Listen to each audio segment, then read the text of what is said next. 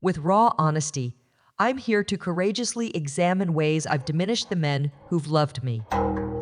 I see now my critical, distrusting, and self-absorbed behaviors stemmed from deep-seated insecurities. Though incredibly painful to revisit the damage I've inflicted on my husband's spirit, I owe him and our marriage nothing short of radical personal accountability in order to rebuild connection. By first looking inward at my own emotional baggage spurring these destructive reactions, I unpack key insights that may help other women nurture, rather than erode, their partner's self-confidence before it's too late. In my next videos, I'll be openly sharing more stories from my journey, learning to nurture rather than diminish my husband's spirit. Stories of the insecurities driving my harmful behaviors and how we built understanding. I invite you to subscribe and walk with me through vulnerable places relational wounds take root, so together we can cultivate our highest gifts of compassion, a seed of self-doubt. When we continually second-guess our partner's perfectly sound decisions in a patronizing tone, it inflicts 1,000 paper cuts, damaging their self-assurance. Are you sure you turned off the stove?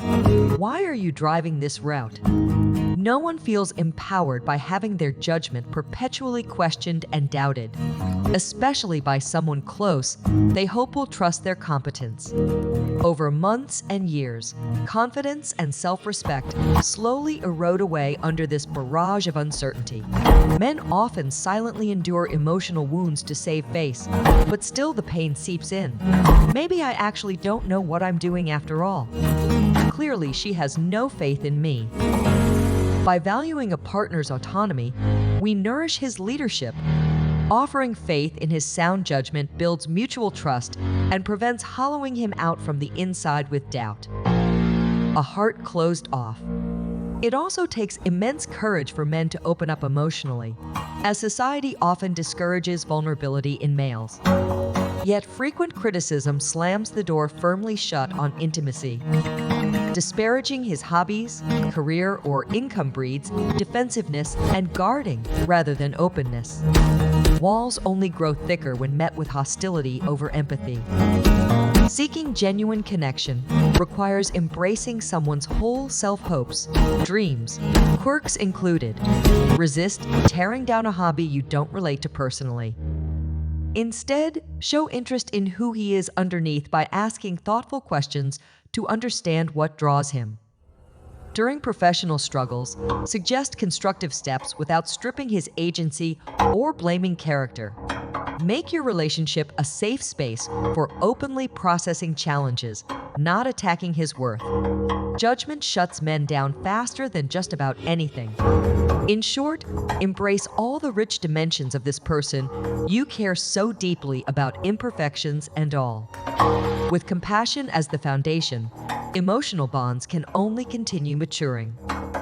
Questioning his decisions. I used to pepper my husband with doubts about his driving routes and timeliness. Why are you going this way? There's usually more traffic here. Are you sure you know where we're heading? My anxiety screamed inside. He has no idea where he's going and will end up stranded. But in projecting my own lack of confidence in his perfectly capable navigation, I slowly eroded his decisiveness behind the wheel. My husband started second-guessing himself, hesitating at every turn, awaiting criticism.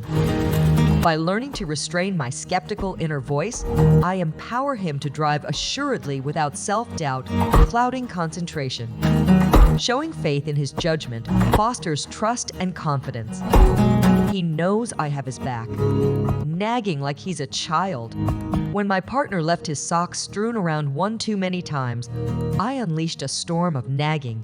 How can you keep ignoring the hamper? Do I need to follow you around like a mother picking up after her child? But men don't require scolding any more than kids do.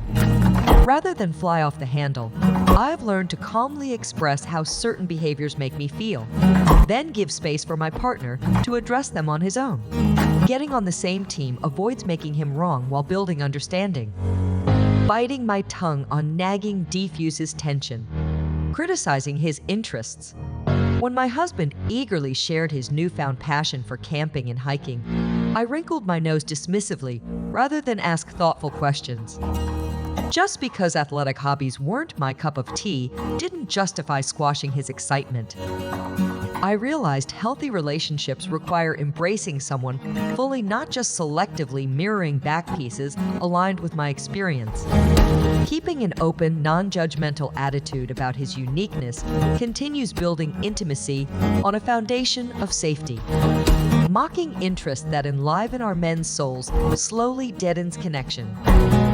In closing, I invite you to courageously investigate how we might unconsciously dim our men's light through our own limitations, so we can nurture the spark and glow of abiding love. Have you ever felt your spirit deflate under criticism or contempt from someone close? Share your story on how you handled it and learn to rebuild your sense of self.